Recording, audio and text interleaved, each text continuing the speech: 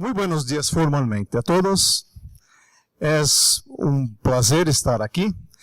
Bienvenidos a este simposio de Antropología Transcendental y Educación.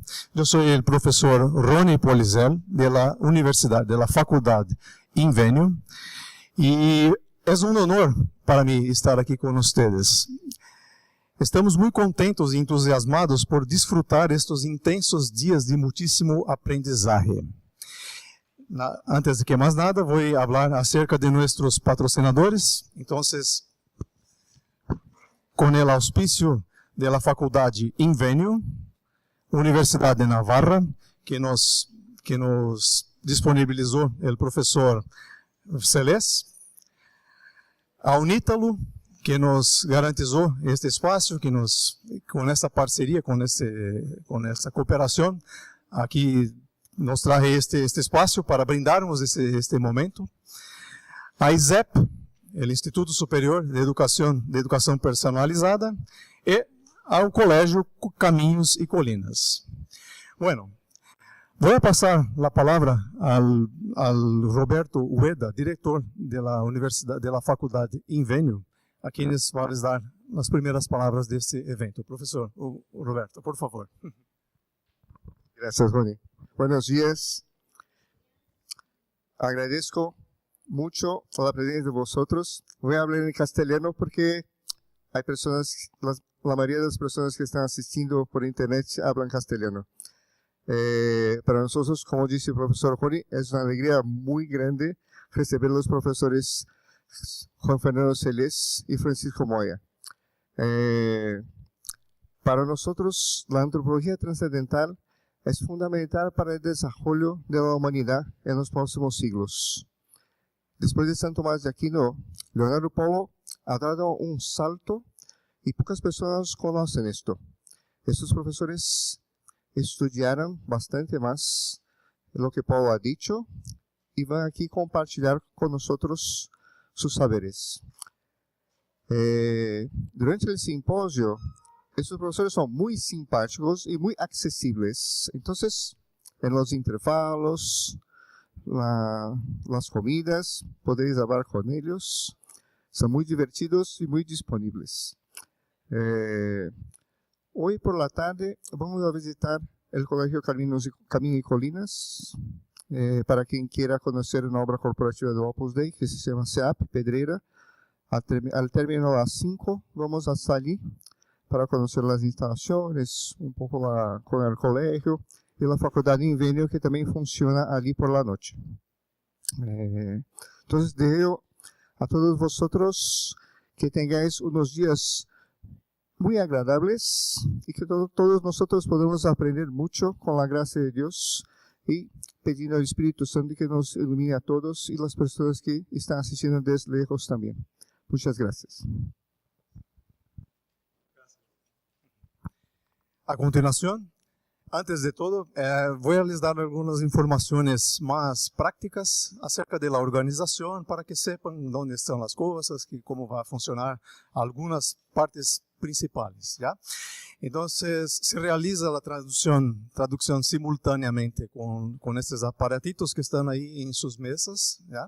Y se les pide que, así que salgan de la sala, que los dejen acá con la persona en esta mesa, acá cerca de la puerta principal. Y cuando regresen para la próxima junta, para la próxima presentación, que saquen otro aparatito, ¿ok? Esa es una cuestión más de control del aparato y todo más.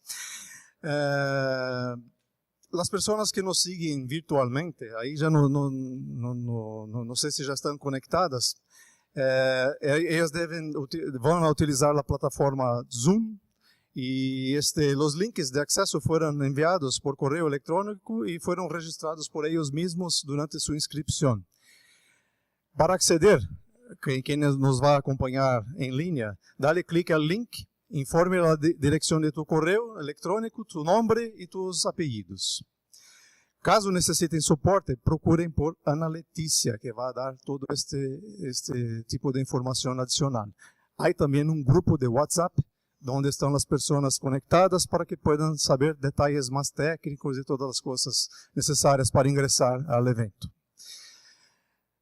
Sesión de preguntas, cuando sea posible, por cuenta del tiempo, que já vamos de retraso com alguns minutos e vamos tentar organizar tudo para que salga da melhor forma possível. Hemos pensado hacer la sesión de preguntas al fin de cada presentación, de cada charla. Agora, se há algo pontual, também podemos discutir como isso vai ser tanto com Paco como com Celeste. ¿Ya? El día de hoy vamos a tener 3 encuentros. Entonces, este que empieza ahora, que vamos estar con Paco Moya, hablando de la filosofía de la educación, el estudio sistémico de la esencia humana, el crecimiento infantil, el entorno familiar y educativo necesario para el crecimiento de todas las capacidades de los niños. Las conocidas porque se repiten en generaciones anteriores y las desconocidas propias de esta nueva generación. La contemplación de la belleza y el colar de los pequeños. Después, la próxima sesión que está programada para empezar después de nuestro café, nuestro coffee break, vamos a estar con Juan Fernando Celeste, con antropología transcendental, vamos a hablar de quién es la persona humana y después, por la tarde, vamos a estar nuevamente con Juan Fernando Celeste, con antropología de la intimidad y cristianismo y el hombre creado y el hombre elevado. Bueno,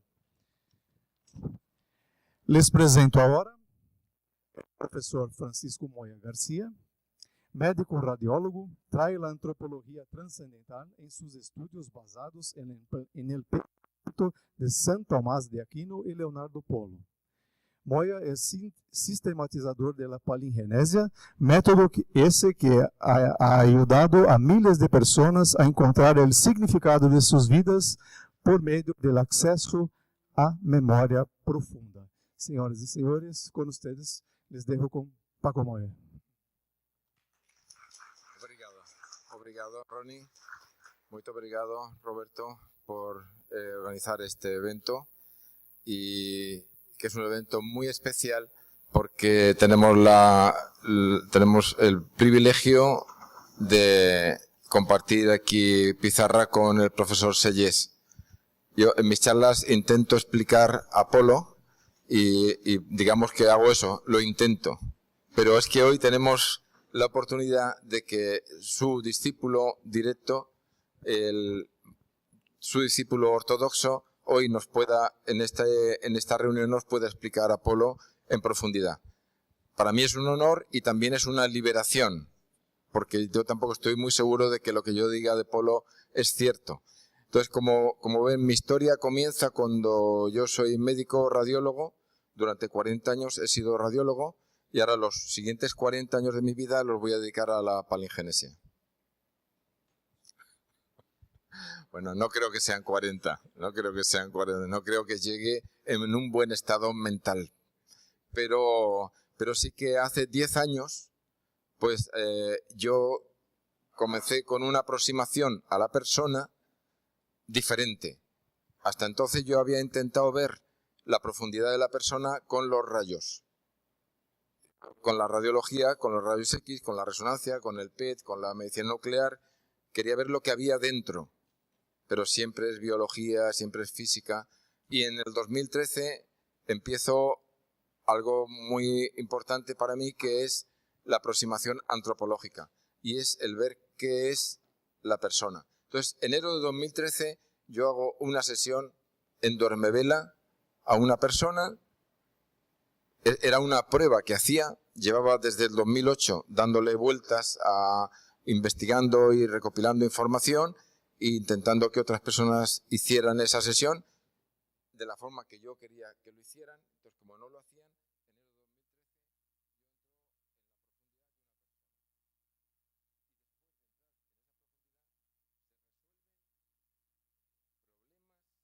físicos que yo no conocía. Entonces, me dice, bueno, oye, es que me has hecho la sesión. Y dice, oye, yo te he hecho una sesión porque estoy probando. Bueno, pues desde que tú me has hecho la sesión, yo no tengo asma. Y vamos a ver, que yo no sabía que tenía estos poderes. ¿Cómo te puedo yo a ti resolver un asma si no sé ni que lo tienes? O sea, ¿esto qué quiere decir? Yo voy por la calle y según voy pasando la gente, cuando mi sombra les protege, se curan de sus enfermedades. O sea, ¿esto qué es? ¿Aquí qué está pasando? Entonces empiezo una investigación de qué es lo que pasaba. Porque este hecho se repite y se repite y se repite hasta el día de hoy. Entonces me pongo a hacer algo que nunca había hecho, que es estudiar filosofía. A ver, ¿qué filósofo me explica la parte de la persona que yo estoy tratando? Entonces busco y busco y busco y gran sorpresa, no hay ningún filósofo que te diga qué hay de la persona más allá de su cuerpo, de su entendimiento y de su voluntad. Llevamos 3 siglos en que los filósofos van buscando la explicación de qué es el sujeto. Y ninguno de ellos pasa de la inteligencia, la voluntad y el... Bueno, los filósofos del cuerpo es quienes se preocupan, pero inteligencia, voluntad. Cuando llega Heidegger, pues ya Heidegger dice, ¿qué me queda? Los sentimientos. Pero a mí lo que yo hago no lo explica ni la inteligencia, ni la voluntad, ni los sentimientos, ni el cuerpo con una supuesta espontaneidad biológica. Entonces yo empiezo una investigación. Lo único que me vale de todo lo que investigo es Edith Stein. Edith Stein dice, hay un centro en la persona. Entonces, ¿yo cómo hago el abordaje de la persona? Tengo en cuenta todas las manifestaciones. Todas. Entonces, todas las manifestaciones, ¿qué son? Todo lo que te ha pasado desde que viniste a este mundo hasta el día de hoy. Todo lo que te ha pasado físico. Y todo lo que te ha pasado psíquico. Me interesa todo. Y ahora me interesa cuál ha sido tu ambiente. ¿En qué sitio viviste? ¿Dónde te trasladaste? ¿Qué te pasó? Y ahora me interesa todo lo que le ha pasado a tu familia. Porque venimos a un entorno familiar. Y el entorno familiar nos afecta desde el primer instante. O sea, yo toda mi vida he sido un médico muy entusiasta y no sabía por qué. Entonces, cuando yo me he hecho una sesión, he visto que a los 5 meses de embarazo es cuando yo me hago médico. Es decir, que cuando nacemos ya estamos hechos. Y cuando pasan 9 años de nuestra vida ya estamos rehechos. Entonces, claro, viene el problema de la adolescencia. Y todo eso es lo que vamos a abordar. Pero para abordarlo, yo primero averiguo todas las manifestaciones físicas y psíquicas. Pero también averiguo todo lo que la razón ha hecho. Entonces la razón, una de las cosas que hace con mucha frecuencia es soñar. O sea, no me interesa lo que piensa, porque lo que piensa ya me lo dice. Me interesa lo que no piensa, lo que por la noche le es inspirado. Por la noche mi razón no funciona y sin embargo alguien le inspira un sueño. Ese sueño me interesa. Y además me interesa una cosa que no se reconoce. O sea, tú preguntas a alguien sus enfermedades físicas, psíquicas, y te las contesta. Le preguntan los sueños y le cuesta más, pero te los contesta. Ahora le haces una pregunta que es, dime tus alteraciones de la voluntad. ¿Qué me estás diciendo? Sí, cosas que has hecho en la vida para las que no tienes explicaciones lógicas. Y te dicen, ninguna. Yo digo, vale, el partido no ha acabado. Ya cuando se van, le digo, mira, nada de lo que has hecho, lo has hecho con tu voluntad. Alguien lo ha hecho. Entonces, el alguien que lo ha hecho, lo que hago es, con esas, yo lo que hacía intuitivamente era unir los sueños con las enfermedades. Oye, yo tengo esta alteración biológica y tengo este sueño. Lo unes, también unes las características de la persona, si está pasando por un momento de tribulación o un momento de alegría o un momento de que las cosas le van bien o que le van mal.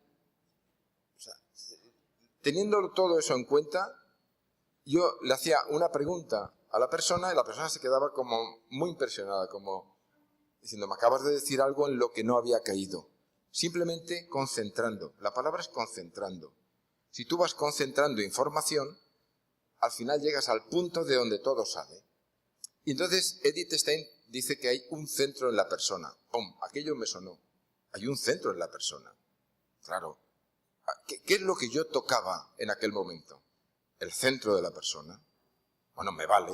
Hay un centro del que salen las manifestaciones intelectuales, sueños, alucinaciones, surtos, decís aquí, ¿no? Ataques de pánico. Del mismo centro aparecen las alteraciones físicas y del mismo centro aparecen las alteraciones de la voluntad. He dicho lo que no quería decir, he hecho lo que no quería hacer. O sea, si tú lo vas uniendo, llegas a un centro. Digo, esto me vale. Con el tiempo he visto que ese centro de la persona es algo que ya había definido San Jerónimo en el siglo IV, y que es el hábito innato de sindéresis. Entonces, en el mundo filosófico, nos lo explicará muy bien el profesor Sellés, ha habido un olvido de lo esencial y ha habido un olvido de lo nuclear. Entonces, vivimos en un momento en que el Dios es la inteligencia, la voluntad, la pragmática. Y esto es desde que apareció un personaje que se llama Guillermo de Ockham, que es si hay calles en alguna ciudad dedicadas a él, habría que quitárselas. Como no me oye Ockham, me puedo meter con él. Pero lo digo esto porque cuando yo atiendo a una persona, yo noto el influjo de Ockham. O sea, yo noto que tengo una resistencia muy fuerte en la persona. Y cuando yo llego a conclusiones, digo, mira, esto es el problema que a ti te afecta. Entonces siempre te dicen la misma cosa. Dice, pero si yo eso nunca lo había pensado. Entonces, claro, yo tengo que decirle, pero si llevo 4 horas diciendo que lo que tú piensas y lo que tú quieres y lo que a ti te pasa en tu cuerpo no me importa. Es que eso no es lo que te domina un centro que está más arriba, que coordina esas 3 cosas, y que San Jerónimo le llamó sindéresis, y que con Ockham se olvida todo, y aparece un tío que se llama Jung, Freud y Jung, y llaman el yo, el sí mismo, y luego aparece Edith Stein, le llama el centro de la persona, y luego aparece pues más gente le llama de diferentes formas, pero eso no es la persona. Entonces en el 2016 me reencuentro con el profesor Sellés, porque hemos sido amigos de infancia, aunque él sea más joven que yo, pero hemos coincidido en Alicante en un momento en que él iba a estudiar filosofía a Pamplona y yo le intentaba convencer, yo ya era médico, y le dije, hombre, ya que vas a Pamplona, estudia medicina, no pierdas el tiempo, le decía.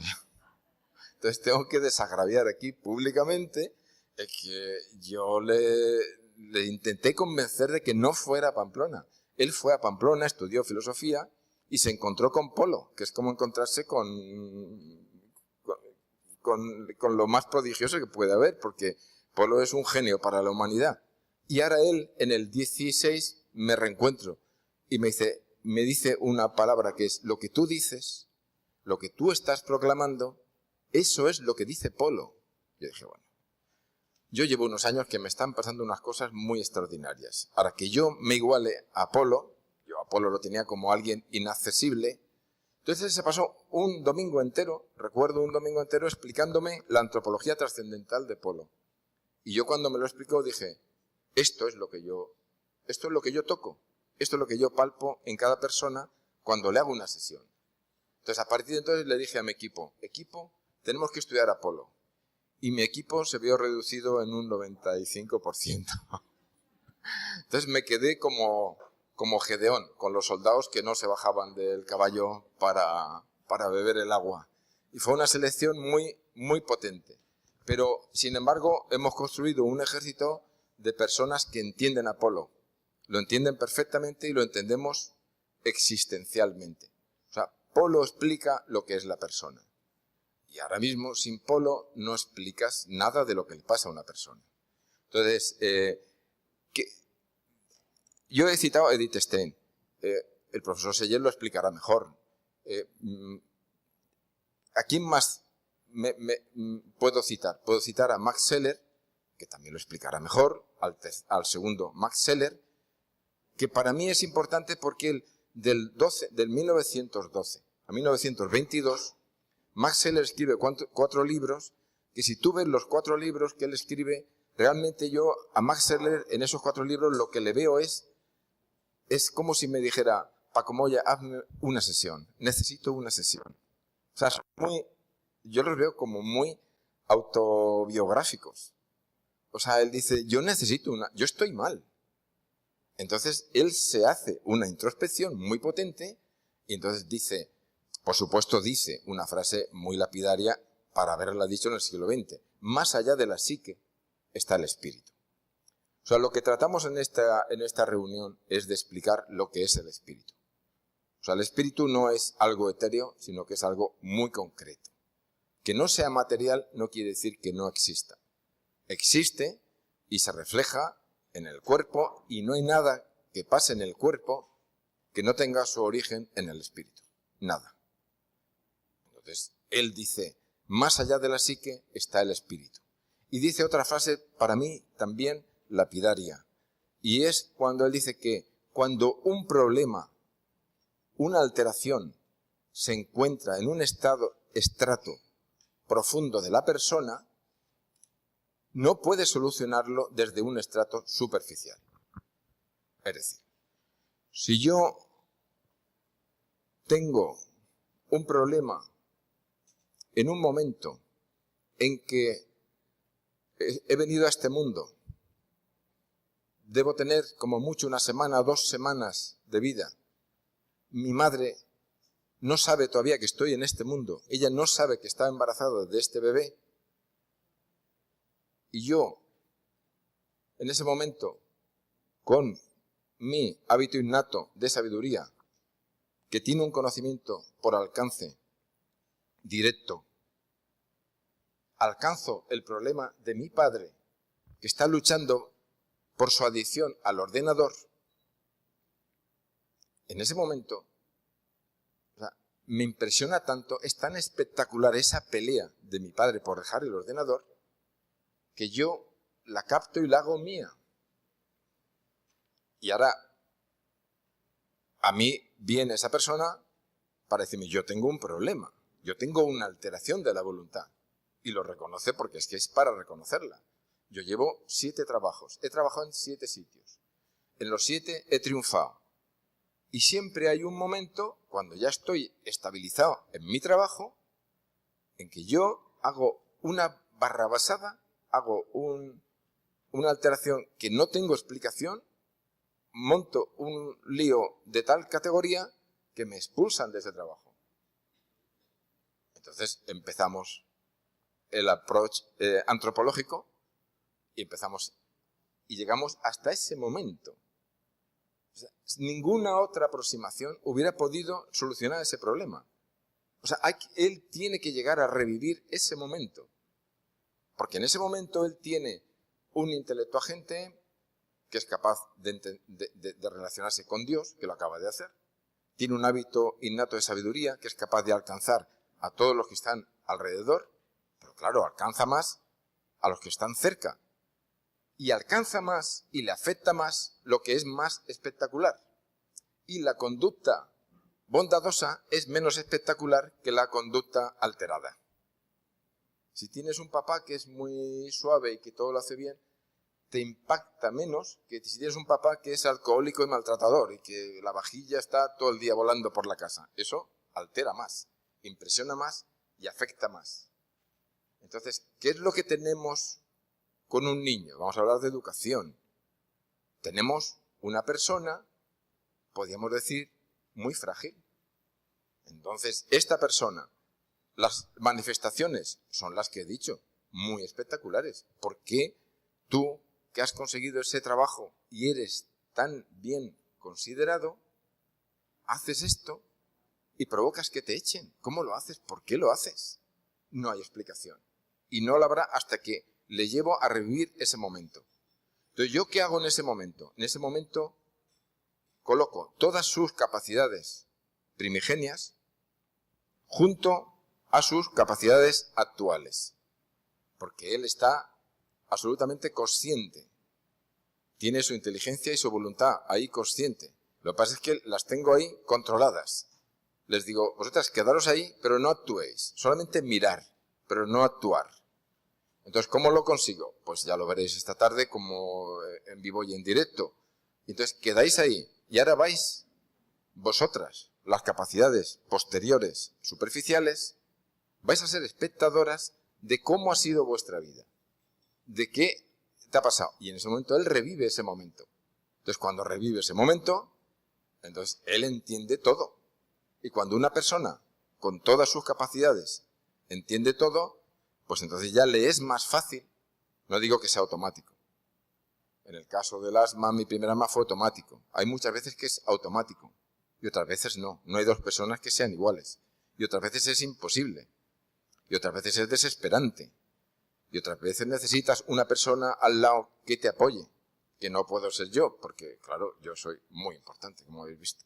Entonces, pero por eso sí, me gusta que le acompañe su mujer, su marido, su hermano, un amigo, alguien que luego te pueda ayudar. Porque tienes que hacer un cambio radical. Y te va a costar hasta reconocer lo que has revivido. Entonces, todo eso es lo que le pasa a la persona.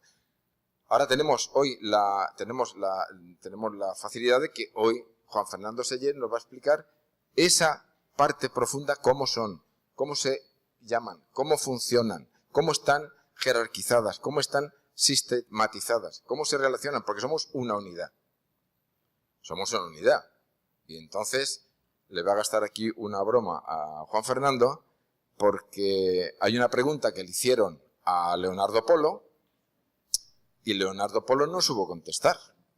Entonces, dice, oye, que Leonardo Polo es muy listo, pero no es totalmente listo. Y entonces le hicieron una pregunta que él no supo contestar y él dijo, espero que algún día un discípulo mío la conteste. Entonces, yo la he contestado y ahora Juan Fernando tiene que decir aquí en público si la contestación es correcta o incorrecta. ¿Queréis saber la pregunta que le hicieron y que no contestó? ¿Sí? Pues la pregunta fue, claro, yo estaba aquí hablando de unas capacidades y otras capacidades, que pasa el tiempo y durante el tiempo hay unas capacidades que tú tienes y otras que van apareciendo. Y entonces la pregunta que le hicieron fue muy certera. Es decir, profesor, si la inteligencia y la voluntad son capacidades tan fundamentales, porque son fundamentales. O sea, aquí hablaremos del acto de ser y de la esencia, pero bueno, la naturaleza si no, no seríamos personas. Todo es importante. El cuerpo es importante, claro que sí. Entonces, la pregunta es, si tan importante es la inteligencia y la voluntad para la persona, ¿por qué tardan tantos años en aparecer? Porque no aparece desde el principio. Porque a los 2, 3, 4 años no nos dejan solo en casa. Porque hasta los 12 pues no nos dejan salir por ahí. Porque hasta los 18 años no nos dejan votar. O sea, esas capacidades que se considera que, bueno, que a los 18 ya estás formado, ya estás completo. ¿Por qué tardan tanto en aparecer? Entonces, la pregunta es la clave de esta reunión. Entonces, os pido que penséis, que pongáis pega, porque mi respuesta fue, lo que yo percibo en estos 10 años de experiencia es que los niños, los nuevos, vienen más capacitados que los adultos. Tienen más capacidad. O sea, la inteligencia que tiene un niño es superior a la que tiene el padre y muy superior a la que tiene el padre. No se da cuenta de que su hijo es más inteligente que él, pero el abuelo sí. Y entonces, es la frase del abuelo, este nieto mío es el más listo de la clase. ¿Por qué el abuelo se compara con él? Dice, este niño hace cosas que yo no hacía cuando era niño. Lo que no se da cuenta del abuelo es que el nieto del otro abuelo y el nieto del otro abuelo también lo hacen.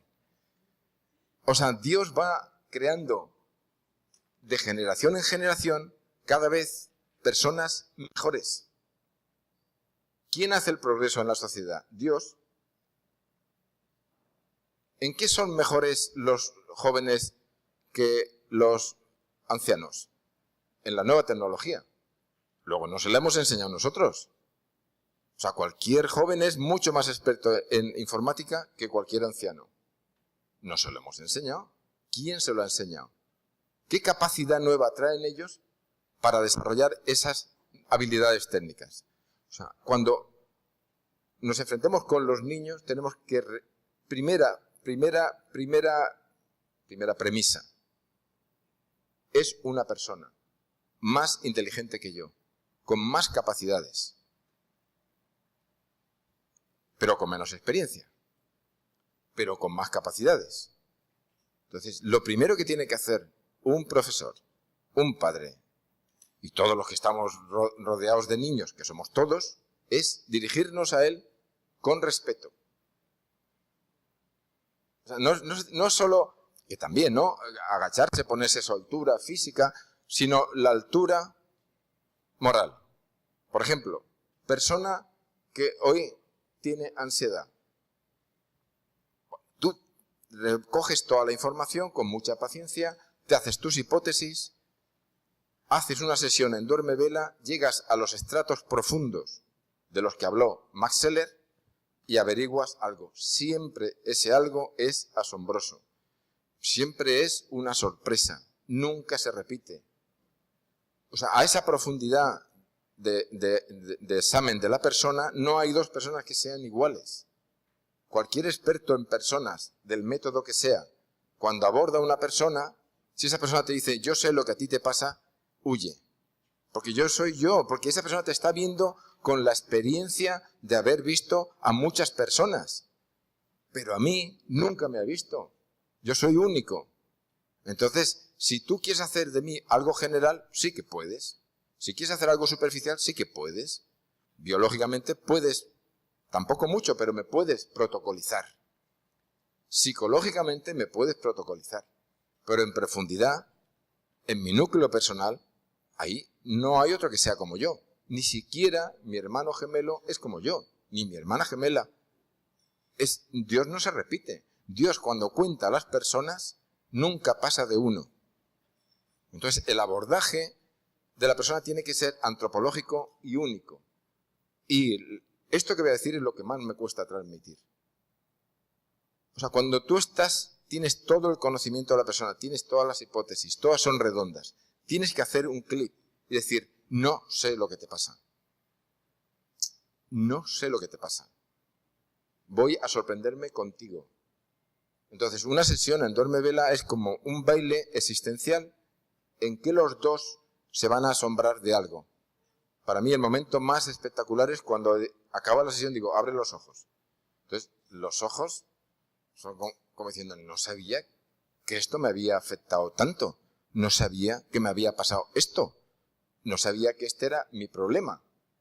Pero es que mis ojos, yo no me veo, pero es que deben ser iguales. Entonces eso es como diciendo, acabamos de entrar en un terreno muy cercano al acto creador. Dios te ha hecho así.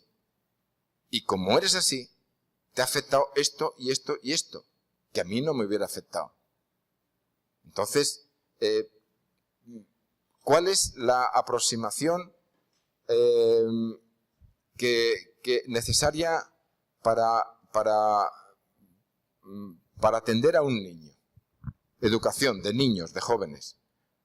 Primero, saber que hay unas capacidades profundas y unas capacidades superficiales.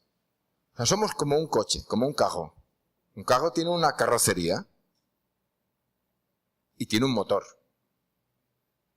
Vivimos en una sociedad para la cual los carros solamente tienen carrocería. Nadie presta atención al motor. Entonces eso es peligroso porque te pueden vender un carro de una marca muy espectacular y dentro te pueden poner un motor muy convencional. Lo importante que es el carro, es el motor, las dos cosas. Entonces, es un ejemplo que nos puede servir. Entonces, ¿Qué es lo que propone la palingenesia, el abordaje antropológico profundo de la persona? Es levantar el capó del coche y mirar el motor. Después de haber mirado toda la carrocería.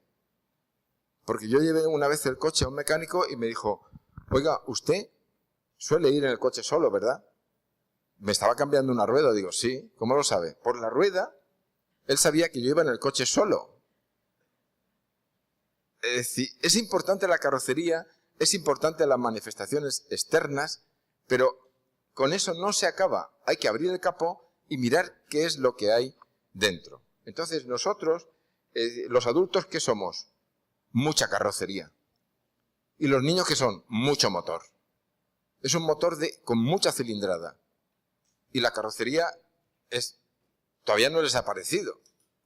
Pero nosotros les miramos desde nuestra carrocería, desde nuestra altura hasta física. Y ellos nos miran desde su motor. ¿Y cómo es el motor de un niño? El motor de un niño, el núcleo personal, es un núcleo que solo tiene amor, libertad y conocimiento.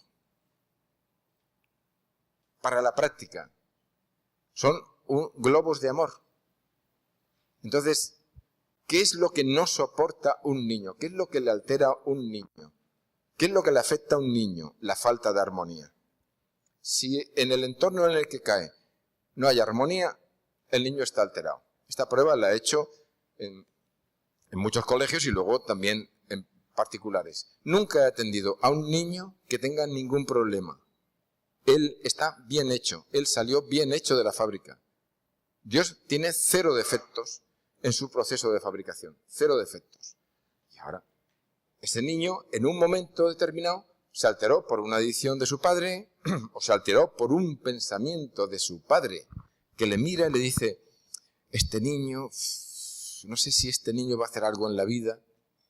Eso le ha afectado. Y dice, pero bueno, pero le ha afectado que cada vez que una persona con autoridad le mira un poco así, se viene abajo.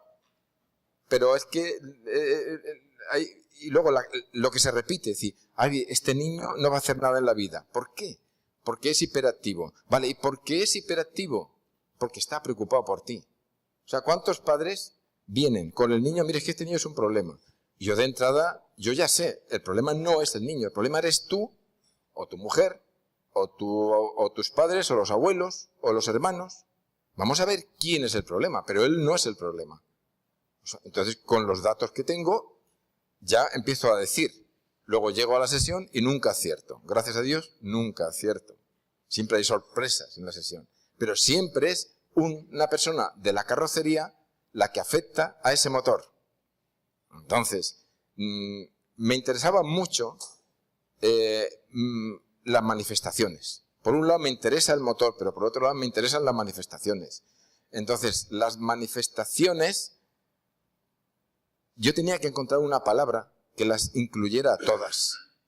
Porque todo lo que hace el cuerpo es una manifestación que a los demás, que somos los prójimos, amarás al prójimo. Amarás al prójimo quiere decir, fíjate en lo que hace ese cuerpo. Pero fíjate, ¿eh? Pero no lo ves. Vamos a ver, ¿no ves que ese niño lleva gafas? Pregúntale. ¿Lleva gafas? Pregúntale. ¿Esas gafas, niño, de qué son? ¿De miopía o de hipermetropía? Dice, miopía. Bueno, bien. No está bien, pero aceptable. Si te dice hipermetropía, rápidamente, ambulancia y llévaselo a Paco Moya. Ya. Urgente. Urgencia palingenésica. Porque le está diciendo su corazón, niño, eres tan bueno, tan amoroso, que ves todos los problemas que hay a tu alrededor y te metes dentro y quieres solucionarlos. Hipermetropía es, quiero solucionar los problemas de los demás. Mira, la vida está, y el mandato evangélico es, amarás a Dios sobre todas las cosas y al prójimo como a ti mismo. Estás faltando, estás queriendo al prójimo más que a ti mismo. O sea, te vas a condenar por exceso de bondad. O sea, que a favor de corregirte y ser un poquito más egoísta. Tú no eres el responsable de tus padres, tus abuelos, tus colegas, tus profesores. Una vez una profesora me mandó, esta niña hay que hacerle una sesión, porque es disléxica. Pam, pam, pam. Le hago la sesión y la dislexia solamente la tenía en la clase de esa profesora. Entonces ella veía el problemón que tenía la profesora y se volvía disléxica. Y no hay dos dislexias que sean iguales. Ah, yo tengo dislexia. A ver, ¿qué dislexia es? No, dislexia no. Dime, ¿qué dislexia es? ¿Qué cosa confundes? Entonces analizas la dislexia y tiene que ver con el problema. No pondré ejemplos porque los que me vienen ahora tengo que tener cuidado, ¿no? Entonces, pero cada dislexia es igual y está provocada. Entonces, primera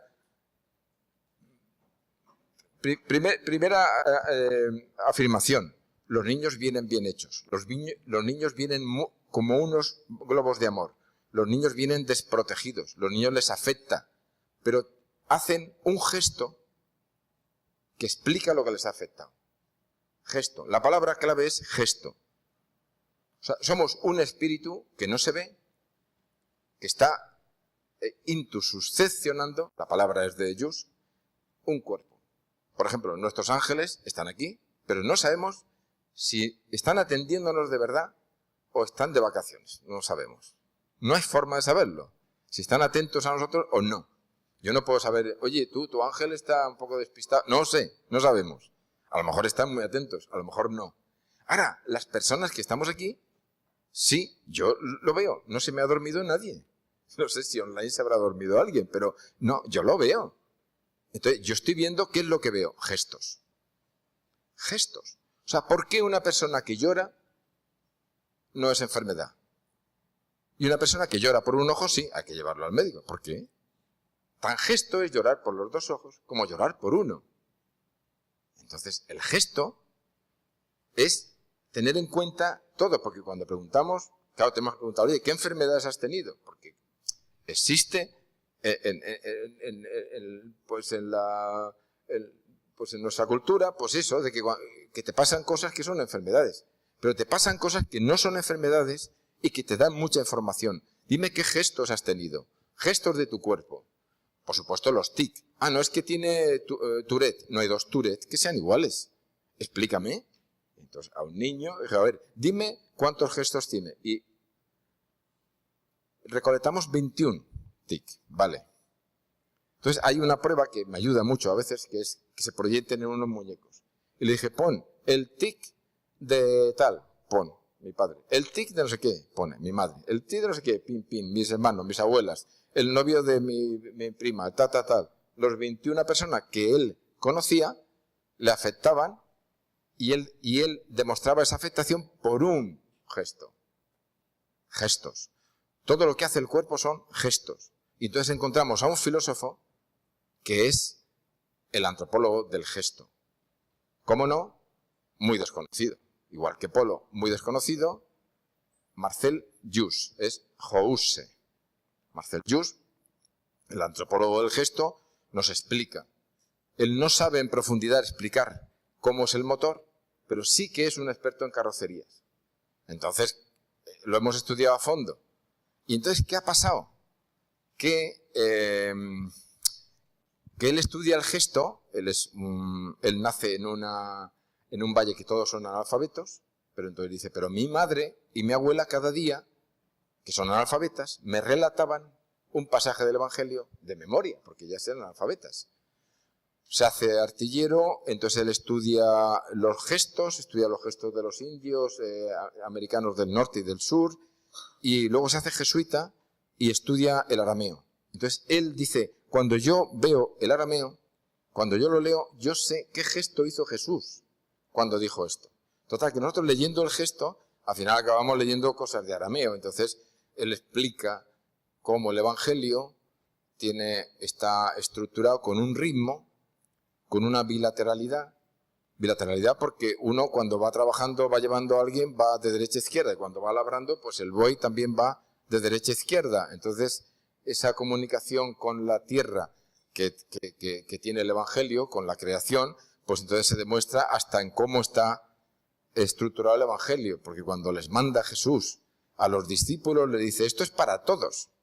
O sea, esto no es para iluminados. Esto es para todas las personas. Y todas las personas tienen un contacto sabio con la naturaleza. Entonces, él explica cómo está bilateral y explica la bilateralidad. y entonces explica el formulismo con el que está escrito. Total, que sin querer nos fue entrando una afición por el Evangelio primigenio en arameo. Entonces, pero también nos explicaba que el gesto es bilateral. El gesto es bilateral, ¿por qué? Porque todo código de señales que hacemos, de marina, de aviación, siempre nos da igual que si a babor ves colorado que si es a estribor ves colorado. Pues varía, siempre hay códigos por la derecha y por la izquierda. ¿De dónde vienen? De nuestro propio código simbólico interno, que es, no da igual que te llore el ojo derecho o que te llore el ojo izquierdo.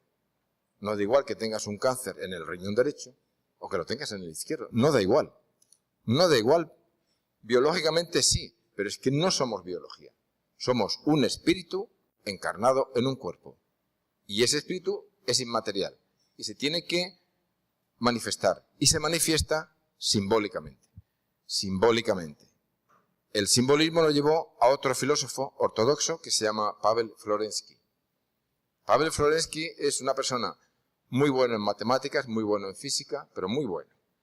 Muy bueno en filosofía y muy bueno en poesía. Dice, ¿dónde está mi riqueza? En que yo nunca he dejado de ser niño. Nunca he dejado de ser niño. El niño se asombra. El niño mira en profundidad. El niño juega con el perro y lo entiende y sabe cuál es su territorio y cuándo le puede dar un bofetón y cuándo no. El adulto tiene que hacer un cursillo para atender a perros. Él está mirando al perro desde su corazón. El adulto ya no tiene corazón, ya se ha quedado solo con carrocería. Entonces dice, bueno, pero es que el niño juega con la serpiente y con la boa. El adulto, por mucho cursillo de boa que vaya, yo no voy a un cursillo de boa, pero el niño juega. Entonces, o sea, el niño tiene esa capacidad de comprender a la naturaleza y de comprender a las personas. Entonces, Pavel Florensky, lo citaremos también aquí, dice, nunca he dejado de ser niño.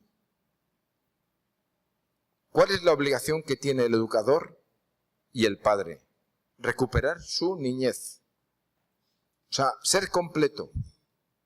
Ser completo. Es decir, no atiendes al niño desde la carrocería, lo tienes que atender desde tu corazón. Y tienes que relacionarte con tu niño de corazón a corazón. El corazón es la esencia. Bueno, quería redondear esto. Marcel Jus, Pavel Florensky, Polo, Max Scheler. Pero Jus últimamente tiró mucho de nosotros. Entonces, ¿por qué tiró? Porque lo que vamos descubriendo en estos 10 años, de pronto descubrimos la respuesta que había que darle a Apolo. Apolo que va a decirle, bueno, ¿por qué hasta la adolescencia no aparecen ciertas capacidades? Porque el niño viene con cosas nuevas y viene preparado para enseñar lo nuevo. Él viene preparado para que se fijen en él. ¿Qué tiene? Tiene la cabeza gorda, entonces te llama la atención un personaje con la cabeza tan gorda. Y además cuando está desprotegido y cuando le miras se ríe, entonces, o sea, aquí está como diciendo, prestarme atención porque yo traigo cosas nuevas. Dios me acaba de crear con cosas nuevas para que os la diga a vosotros. Es como el entrenador de fútbol que dice, entra tú y mira, en el lateral de izquierdo están entrando ahí como por su casa, dale caña, tal y cual. Y dile al otro que se ponga aquí de defensa y este que haga de medio. Entonces, nada más que entra en el campo, da órdenes. Cada vez que viene un niño a este mundo, viene con órdenes nuevas de Dios.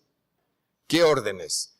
El educador y el padre tienen que estar mirando al niño diciendo, porque son cosas nuevas, no conocidas por ninguna cultura anterior, son cosas nuevas. O sea, cuando Dios dice, oye, la generación anterior ya ha hecho esta fase del no matarás, yo qué sé, imaginando que lo hubiéramos conseguido, pues ahora la siguiente tiene que hacer algo más. Tiene que edificar sobre ese edificio. ¿Con qué capacidades? Con las que nosotros miremos. Entonces, cuando nosotros descubrimos eso, bueno, pues esto es que entonces el problema de la adolescencia es porque nadie ha mirado las capacidades, el niño está loco porque nadie le ha mirado lo que él traía, pero además está loco porque está alterado de ver lo mal que estamos todos. Y entonces ese es el problema de la adolescencia. que si hiciéramos las cosas como Dios manda, no habría problema de adolescencia. Y esa es la respuesta a Apolo. Es decir, ¿por qué tardan en salir? Porque la inteligencia y la voluntad son una careta, una carrocería que tapa al motor nuevo. Entonces, ¿por qué tardan tanto? Apolo, hay que contestarle, porque los niños vienen con capacidades nuevas. El intelecto agente del niño nuevo es mucho mayor que el intelecto agente del padre. El amor del niño es muy superior al amor del padre. Y la libertad del niño es muy superior a la libertad del padre. Entonces, esa es la causa. Lo descubrimos, pero decía, pues eso está en el Evangelio. O sea, ¿qué es lo que hizo Jesucristo, hombre perfecto? Durante 12 años se manifestó a la Virgen y a San José y a Egipto y a Nazaret. Y a los 12 años, ¿qué hace? Se va 3 días y 3 noches. ¿Qué hizo? Sesiones de palingenesia continuamente. Durante 3 días y 3 noches. Se limpió bien.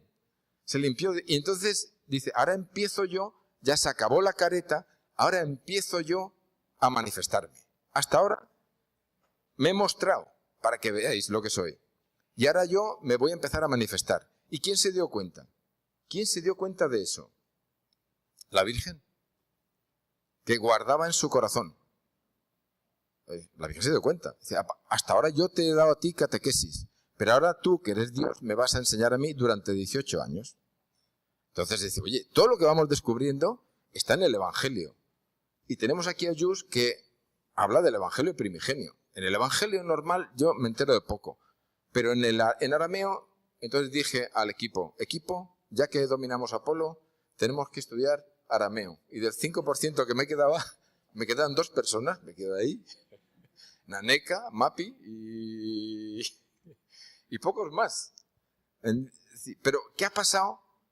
La primera sorpresa, cuando ya conseguimos, porque para estudiar arameo primero hay que conseguir el material, no es fácil. Y ya cuando conseguimos el material, estamos en Líbano, en una iglesia sirio-antioquena que conservan el arameo, y estamos ahí y decimos, vamos a ver, cuando el Evangelio dice, conoció y pensáis y vosotros entendéis, ¿qué palabras dices? Y tú te esperabas que dijeran, bueno, pues la razón. Una palabra equivalente a la razón. Pues no, hay 6 palabras diferentes. Oye, y estas 6 palabras, ¿por qué no siempre dice, nosotros cuando decimos pensar, conocer, nos referimos a la razón? No. Cuando la Virgen dice guardaba en su corazón, dice natar, NTR. Entonces, ¿cómo investigamos? Miramos cada vez que aparece NTR en el Evangelio. Oye, cuando dice, oye, vosotros que mirando veis y oyendo oís y no entendéis lo que veis y lo que oís, pone secal, no pone pensar. Oye, pues en otras pone hasap y en otras pone yoda, que es el intelecto agente. ¿Sabéis cuántas veces aparece Yodá, intelecto agente? ¿Y cuántas veces aparece la razón? ¿Roa? Intelecto agente, 78% de las veces. Razón, 2%. Cuando el profesor Selles hable del intelecto agente, ¿os sonará raro? Pues no, señor. En el Evangelio, 78% de las veces no entendéis y entendió y no entendéis y dejáis de entender. 78% de las veces es Yodá, el intelecto agente. Y 2% Roa, y 18% Natar, y 12% Secal, y 8% Hasab. Entonces nos quedamos diciendo, un momento, es que Polo está en el Evangelio. O sea, es que yo no entiendo los conocimientos que Polo habla, esenciales y trascendentales. ¿Ah, no lo entiendes? ¿Y entiendes el Evangelio? Porque el Evangelio está hecho para todos. ¿Tanto te cuesta reconocer que hay personas sabias que nunca han ido a la universidad y que son sabias?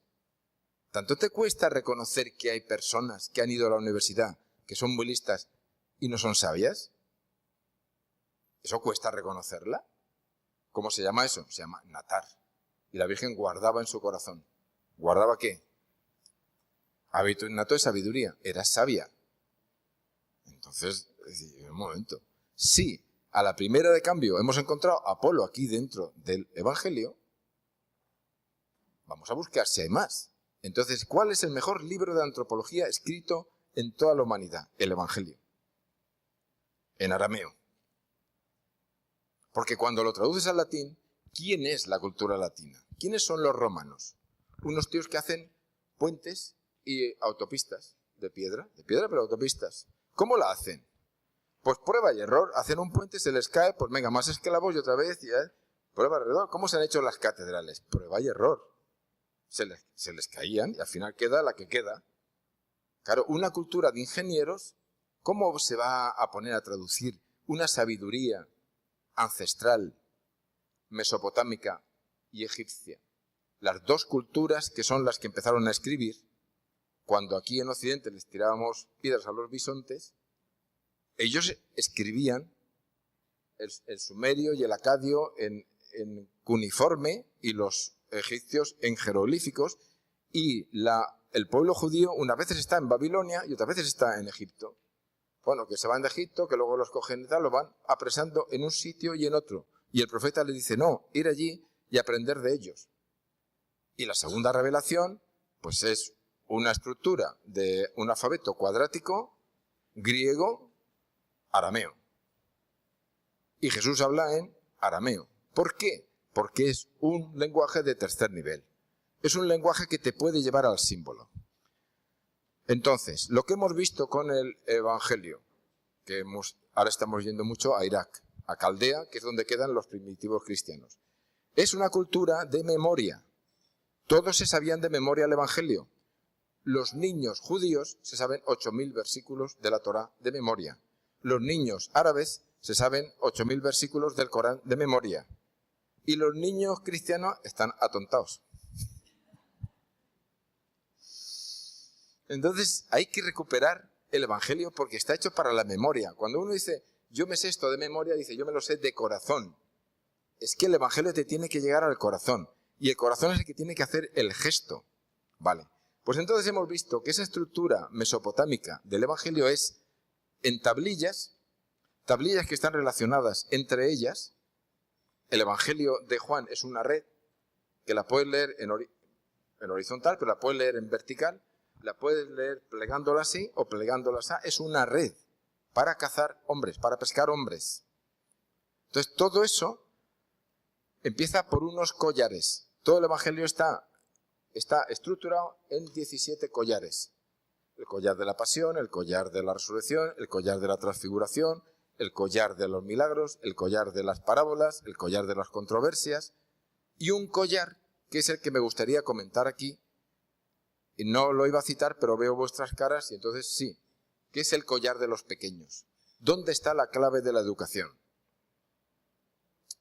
En el collar de los pequeños. Marcos 9:30, Marcos 10:30, ahí está todo lo que se puede decir de la educación. Todo. Tú empiezas a hablar y empiezas a leer el Evangelio y dices, bueno, y entonces al llegar a Cafarnaúm le dice el Señor, ¿y qué disputabais por el camino? Entonces se callaron porque iban disputando quién iba a ser el mejor. Pues entonces le dijo, mirad lo que os digo, el primero será el último el segundo. Y entonces dice, y que reciba un niño como me recibe a mí. Y entonces ellos dicen, bueno, pues hemos visto a uno que hablaba en tu nombre y no eso hemos prohibido porque no es de nosotros. Y entonces él le dice, pero hombre, pero no entendéis que esto, pues entonces luego vuelven y cuenta lo de si tu mano te escandaliza, porque antes ha dicho el que escandalice, mal traducido. Lo que dice en arameo es el que obstruye el crecimiento de uno de estos pequeños. No es lo mismo. No se enteran. Entonces él dice, no, es que hay que cortarse la mano, el pie y el ojo. Eso se lo dice a los adultos. Es un collar que está hablando a los niños y a los adultos. Es el collar de la educación. Es decir, los adultos, si os vais a acercar a un niño, arreglad la carrocería. Entonces, si tu mano te obstruye tu crecimiento, porque el Señor en el Evangelio cataloga los pecados en 3 niveles. Pecados de la mano, pecados del pie, pecados del ojo. La mano es algo accidental, es un pecado accidental que no... Bueno, es un pecado, no tiene importancia, pero es más accidental. El pie, si tu pie te escandaliza, porque el pie ya está acostumbrado a un caminito para ir a un sitio. Es simbólico. Y ahora el ojo, córtatelo, porque el ojo es que entra directamente en tu corazón. Entonces está diciendo, señores adultos, prepárense bien, y luego viene la sal. Claro, tú lo vas leyendo todo eso, uno detrás de otro, luego viene, pues el que repudia a la mujer, el que repudia al hombre, pues deja que los niños se acerquen a mí, pues tal, vas leyendo, luego viene el joven rico.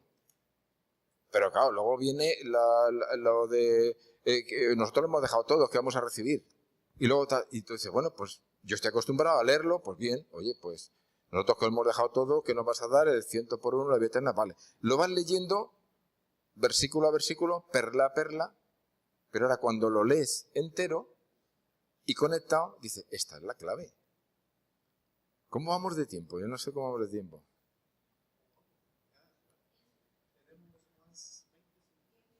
20 segundos.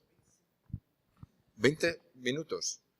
¿Es tiempo de preguntas o sigo? ¿Hay alguna pregunta? Sigo. O sea, lo que he intentado es hacer un recorrido integrador de qué es el niño. Entonces, es decir, está muy claro en el Evangelio. Entonces, palabras claves de ese collar. Y ahora, ha habido unos filósofos preclaros que lo han visto. Pero como veis, yo he citado Polo, Jus, Pavel Florensky, el segundo Max Scheler, me queda Merleau-Ponty, que habló del cuerpo propio. También Polo tiene 2 capítulos al cuerpo propio. Y poco más. Bueno, Sellés pues citará Nedoncelle, citará a lo mejor pues Víctor Frank, bueno, y poco más. Sobran dedos de la mano para filósofos que te digan cuál es la clave. Entonces nosotros, es decir, ¿la experiencia qué es? La experiencia nuestra va directamente con el Evangelio. Entonces, cuando dices en el collar de los pequeños, que es, o sea, Marcos 9:30, Marcos 10:30. Primero, es un collar que además está muy...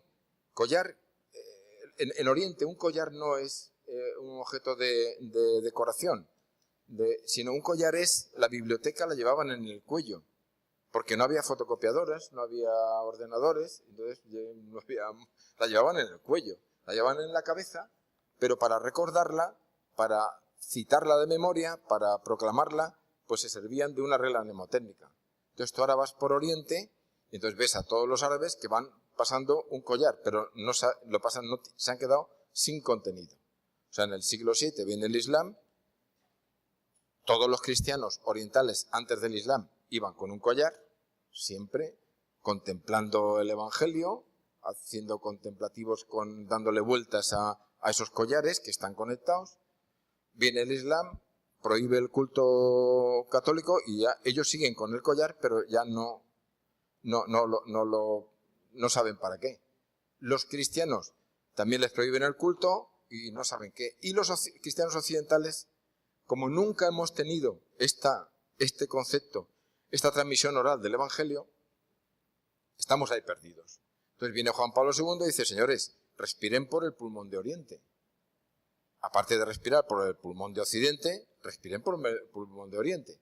Pero los únicos que le hemos hecho caso somos los de la palingenesia, que vamos allí. Entonces, otra gente no... Hay que ir a Oriente. Y entonces ver qué queda ahí. Y queda mucho. Bueno, entonces, la palabra que él emplea, me interesa en ese collar 2 palabras. Porque una de las cosas que hacemos es ver el Evangelio, cómo está conectado entre sí, pero luego qué palabras se emplean en arameo, que es un lenguaje muy diferente a los lenguajes nuestros occidentales. Los lenguajes nuestros occidentales no tienen recorridos, son conceptuales. Entonces yo, en lo que llevo hablando, queda claro de que hay 2 mundos, me he empeñado en que hay 2 mundos, pero hay una parte que no he aclarado suficientemente bien, es que el mundo profundo se manifiesta simbólicamente. Dice, bueno, pero es que la manifestación de los sueños es rara. No es rara, es simbólica. Entonces vivimos en un mundo en que hemos perdido el simbolismo. En la Edad Media vivían en el simbolismo. Entraban en una catedral y les decían cosas, la altura que tenía la catedral, el ritmo de las columnas, todo les hacía una llamada al corazón. Nosotros ya no tenemos corazón, no tenemos esa sensibilidad simbólica, entonces símbolo es sin balun, es unir, balon, lo que tiras para unirlo. Primero tienes que tener claro que hay dos mundos para luego decir que lo que une el mundo profundo con el mundo superficial es el símbolo. Y lo que lo separa es el diablo. El diablo. El diablo separa y el símbolo une. Si hemos perdido el símbolo, ¿en manos de quién estamos? Entonces, ¿de qué se trata? De recuperar el símbolo. Entonces, Pablo Florensky lo citaba, pero no suficientemente. Entonces, la palabra que dice él con recibir.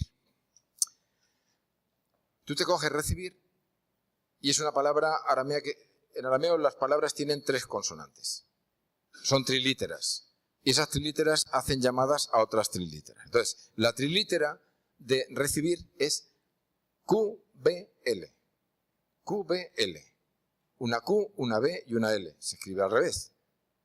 Entonces, cuando dice, ¿en qué momento del Evangelio emplea recibir QBL? Porque una cosa es recibir un regalo y otra cosa es recibir la palabra de Dios. Bueno, pues siempre que aparece QBL es recibir la palabra de Dios. Con lo cual, recibir a un niño es recibir la palabra de Dios. Después de lo que llevo dicho, a nadie le extraña. Es decir, el niño es el último que el míster manda al campo de juego. Y lo manda con su palabra. La misma palabra QBL es la que emplea cuando dice, no han mandado los profetas y no los han recibido. A vosotros, los discípulos, os recibirán, Kabel. O cuando dice, y luego referido a él, yo he venido y no me han recibido, mi persona, no han recibido mi persona, ni mi palabra. Y cuando describe la parábola del sembrador, que es la semilla, y cuando se recibe bien y cuando se recibe mal, y cuando el terreno está preparado y cuando no está preparado, es Kabel. Entonces, el niño lo equipara a un profeta, a un apóstol, a un discípulo. Entonces, ¿cómo hay que recibir al niño? Pues diciendo, a ver, ¿qué novedades tiene? En portugués, ¿cómo se dice a los niños? Novos. Son nuevos. Pero nuevo es algo desconocido. Entonces, es decir, la palabra de Dios, ahora, ¿cómo la hace Él? ¿Cómo la perpetúa? Con los niños. O sea, es la misma palabra, Kabel. Luego, en el mismo collar, hay otra llamada. Dice, si no me recibís como estos niños, no entraréis en el reino de los cielos. Por un lado, en el collar nos dice, tenemos que recibir a los niños. Kabel. Y ahora, si vosotros no me recibís a mí, directamente, como un niño, pero como un niño, ¿qué quiere decir? Con el motor. O sea, no me recibáis con la carrocería. O sea, tú no puedes recibir a Dios con tu inteligencia y con tu voluntad. Tienes que recibirlo con el corazón y con el acto de ser. O sea, con el corazón y con la persona. Así es como tienes que recibirlo. Y ahora, luego dice, aparece 3 veces en el collar esa palabra, Kabel. Entonces, luego dice San Pedro, oye, ¿y nosotros, que lo hemos dado todo, nosotros qué vamos a recibir? Y entonces dice, vosotros que lo habéis dado todo, recibiréis Kabel. O sea, es como un intercambio. El arameo es un idioma comercial y el Evangelio tiene mucho de empresa, de riesgo, de comercio, de moverse, de no quedarse estático. Entonces, estamos hablando de decir, oye, si yo doy esto, ¿yo qué recibo? Recibiréis, y pone lo mismo, Kabel, el 100 por 1 en esta vida y la vida eterna en la otra. Entonces, es Kabel. Entonces voy a poner Kabel. A ver si lo... Kabel. O sea, esto es una Q en arameo, esto es una B en arameo y esto es una L en arameo. Kabel. Entonces, o sea, ¿qué es lo que Dios quiere que recibamos? La palabra y su persona. La palabra y su persona. Entonces, en el collar se repite este Kabel para recibirle a cada persona. Pero fijaros que está hablando de los niños. O sea, ¿cómo tiene previsto Dios el desarrollo de su iglesia? Con un niño que viene, ¿dónde? A una pareja, ¿dónde? A una familia, ¿dónde? A una casa, a una iglesia doméstica. O sea, ahí es donde se recibe. Entonces, ¿qué hacían los primeros cristianos? Pues recibían al niño ¿cómo? Con una madre y con una abuela. ¿Qué es lo que hace el Señor cuando levanta a la suegra de Pedro? O sea, hay que tener en cuenta siempre la secuencia. Viene de la sinagoga. Hay un tío allí endemoniado. ¿Un endemoniado en la sinagoga qué es? En la sinagoga, ¿un hombre qué es? Un teólogo, ¿no? ¿Quién está en la sinagoga? Un teólogo endemoniado. ¿Cómo es posible eso? Pues sí. Y ahora lo echa al demonio. El demonio en arameo que echa de esa persona es un demonio femenino. O sea, ¿qué es lo que hace el demonio femenino? Malmete, murmuraciones, tal, lía. Y el demonio masculino, ¿qué hace? Pues el hacha, pega. O sea, entonces, ese demonio es femenino, lo echa. Pero lo deja postrado. Al teólogo, oye, te dejo desendemoniado, pero ahí, calladito. Pasa enfrente, a la casa de Pedro, en Cafarnaún, y se encuentra prostrada a la abuela, a la suegra de Pedro. Está postrado, entonces le levanta, ¡cum! Levántate. Y se puso a servirles. Claro, el servirle que aparece en el Evangelio, yo siempre he pensado que la suegra de Pedro hacía muy buenas paellas. Le hizo una paellita. Servirles. Pues no, o sea, lo que aparece ahí es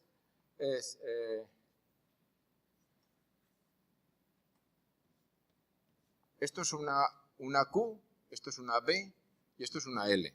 Esto es una S, esto es una M y esto es una S. Samsa le sirvió. Samsa. Samsa es un servicio religioso. Cuando un diácono hacía un trabajo en el templo, hacía un samsa. Entonces, ¿cómo emplea una palabra de diácono, de servicio religioso para una mujer? Porque las mujeres memorizan mucho mejor el Evangelio. Los hombres no memorizan. Entonces, ¿les sirvió qué es? Hacía de fotocopiadora, se ponía a oírle al Señor, a memorizar el mensaje evangélico. ¿Qué hacían Marta y María? Memorizaban el mensaje evangélico. Una lo memorizaba oyéndolo mientras trabajaba y la otra se bebía sus palabras. Y dice, está elegido la mejor parte, esta se lo va a saber mejor. Pero es Samsa. Entonces, ¿quiénes son las que reciben el mensaje evangélico? Las que los transmiten, las mujeres. ¿Quiénes son las que tienen que atender a las novedades que trae el niño? Las mujeres. Y enseñarles, reciben la novedad, contrastándola con la que ya tienen en el corazón. Y entonces, ¿qué es lo siguiente que hacían los cristianos primeros que nunca hemos hecho en Occidente? Porque el cristianismo nace en Oriente. Hacían un Kubala. Los sábados por la tarde, vísperas del domingo, hacían un Kubala. ¿El Kubala qué era? QBL. Era una reunión de todas las familias que habían hecho la catequesis en casa, pero lo hacían en un patio. Y entonces se reunían y llevaban comida. Entonces cada uno comía de lo que le daban, no lo que había llevado. Y hacían 2 filas. Y se ponían a proclamar el evangelio que iban a leer el día siguiente en la misa del domingo. Entonces cuando yo toda mi vida de cristiano, cuando leo el evangelio digo, anda, no me da cuenta, no sé qué han leído. Claro, un cristiano de los primeros cristianos se lo sabía de memoria, lo sabía con gestos. Cuando lo estaban leyendo no hacían gestos, pero él en su corazón lo estaba reviviendo, porque lo había entrenado. Toda la comunidad cristiana lo había entrenado el sábado en el Kubala. A la vez que alimentaban su cuerpo con comida, alimentaban su espíritu con la comida espiritual. Y ahora van a la misa y por un lado tienen la palabra y por otro lado te comes el cuerpo de Dios. Es el Kubala. Entonces, todo esto que estoy diciendo, ¿dónde tiene que nacer? En las familias.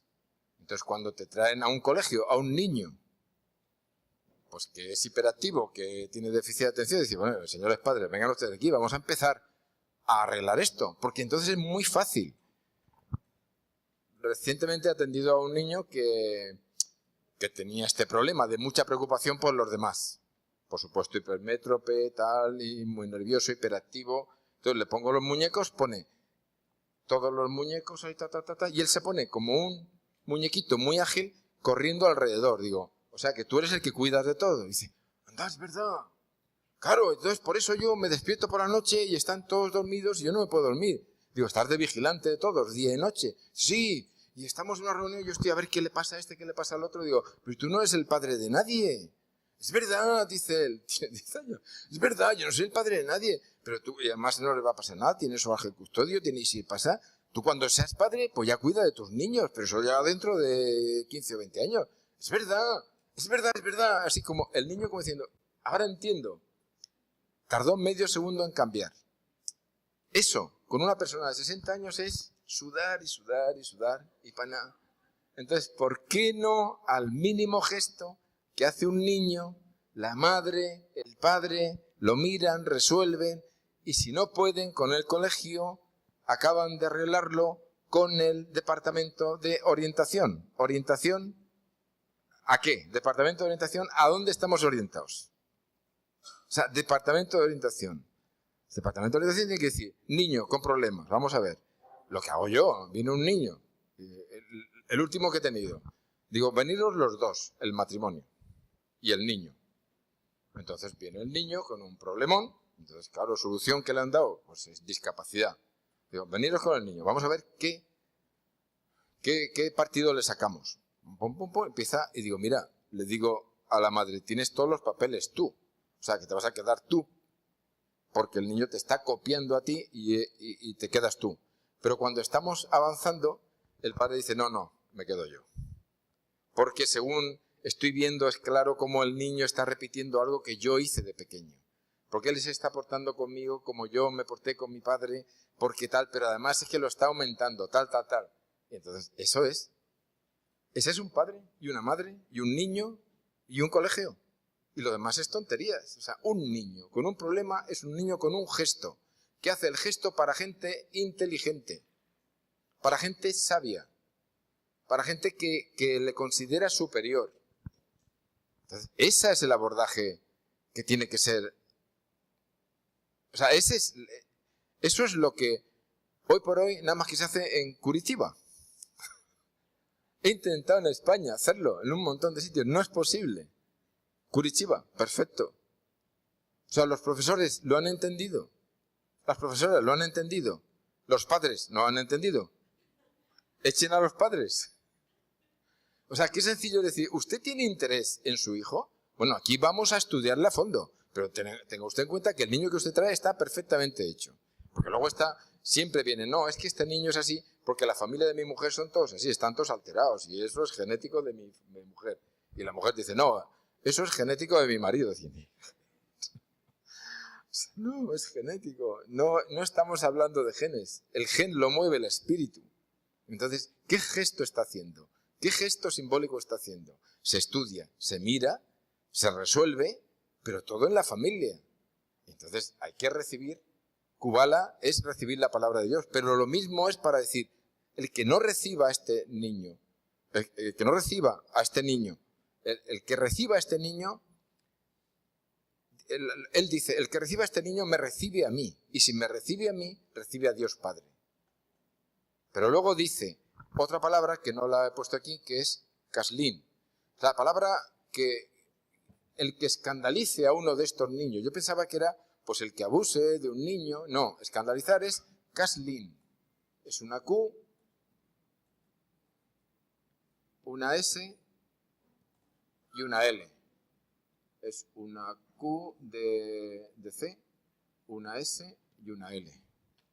Kaslin. Kaslin es la piedra, pero la piedra es la obstrucción. La piedra es la obstrucción que te impide caminar.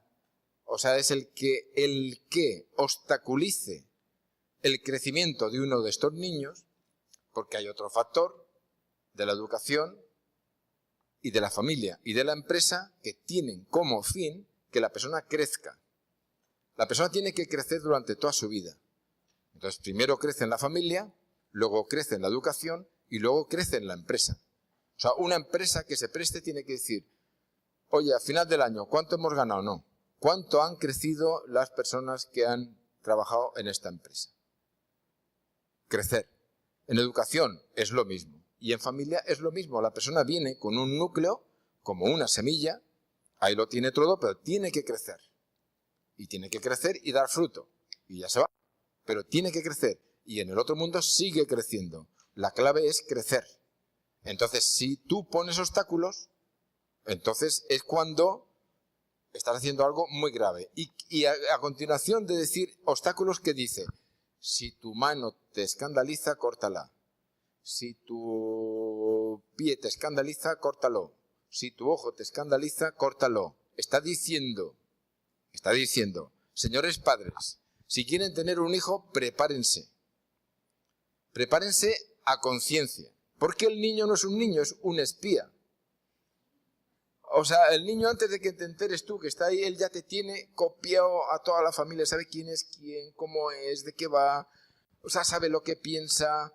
Entonces te dicen en las sesiones, no, mi padre está contento, está contento. Digo, bueno, pero mírale, tú estás en duermevela y tienes la capacidad, puedes entrar a través de sus ojos hasta lo más profundo de su corazón. Entra. ¿Qué te llega? Dice, no, está preocupado. ¿Está preocupado por quién? Por su madre, por su padre, por sus hermanos. Entonces me dice un hombre, dice, es que mi hijo está loco.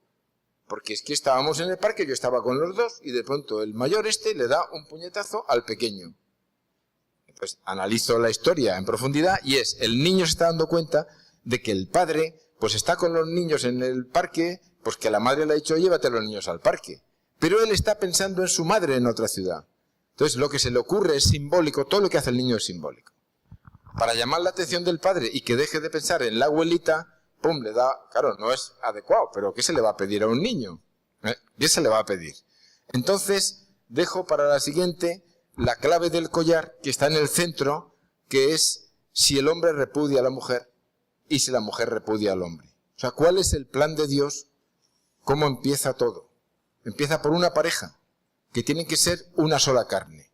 Cuando el niño viene a una familia que padre y madre no son una sola carne, ya el niño tiene o hiperactividad, o déficit de atención, o Asperger, o. O sea, el niño está mal. Pero es que Dios ha mandado niños nuevos a parejas que son una sola carne. Entonces, la pareja que quiere tener un niño tiene que unirse más, y más, y más. Y todo lo que se una es poco, y hay que decirle al niño, niño, que tú eres de una generación que viene más exigente. Bueno, pues exígele a tu novia, a nosotros no. O sea, porque los niños empiezan a discutir, los padres, que si van con esta llave del coche, que vamos con el coche con el coche de allí, y el niño se acerca y dice, papás, ¿os vais a separar? Y dice, no, estamos discutiendo, niño. Pero eso para el niño es muy... Ya está, ya no me salen las palabras, quiere decir que... muy traumático. Es muy traumático una discusión que para nosotros es muy normal.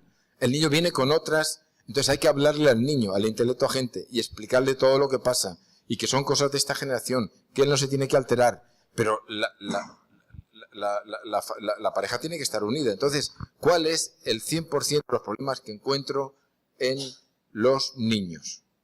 Que su padre no ha cortado con su padre y con su madre y se ha unido a su mujer, y su madre no ha contado con el abuelo o abuela y se ha unido a su padre. O sea, lo de el Génesis dice, cortarás con tu padre y con tu madre, te unirás a tu mujer y serás una sola carne, y lo que Dios ha unido, el hombre no lo separe, porque ese es, ahí, sobre ese esquema, es sobre que yo voy a crear una nueva persona, que es a imagen y semejanza de la Trinidad. Son dos personas que se aceptan, padre y madre. El Padre y el Hijo se aceptan, y como fruto sale el Espíritu Santo. Como fruto viene el niño. A imagen y semejanza de Dios, son dos que se aceptan y viene el tercero. Esa es la imagen y semejanza. Y está en el centro del collar. Y entonces, bueno, pues ya lo comentaremos en otra charla, porque se acabó el tiempo, ¿no? ¿Da tiempo para preguntas? No, ¿verdad? Muy bien, perfecto. Pues muchísimas gracias.